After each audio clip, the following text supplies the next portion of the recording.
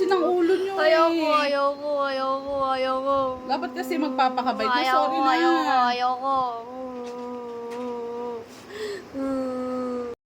Pati si ading ko, dinamay mo. Okay lang yan. Mukha naman siyang masaya. Oh. Susumbong ka namin kay Lola. Wag na. Sorry na. Ayoko. Sorry na. Tignan mo yung ginawa niya sa aming dalawa. Pati si Jericho. Hindi ko naman sinasadya. Naghaharutan lang kami. Wala ka sa katinuan? Ginaganyan mo yung mga bata? Ala, naghaharutan lang naman kami. Napasarap lang yung harutan namin.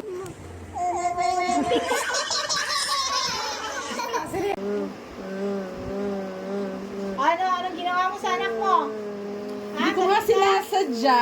Hindi ko nga sinasadya yung mga bagay-bagay. Naghaharutan lang kami. Ano ba yung ginagawa mo sa mga anak mo? Oh? Wala ka O sa bakit? katinuan. Okay naman na. Hindi naman masyadong malala.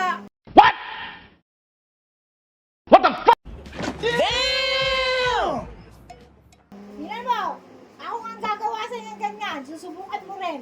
Halika nga rito, visit ka. Gawin ko nga sa iyo yung ginawa mo sa mga anak. A few moments later. Ayan, anong feeling ma? A few inches later. Ayoko nang makipagharutan pa. Mukhang mapaparalyze ako. Ayun lang mga ka-double B.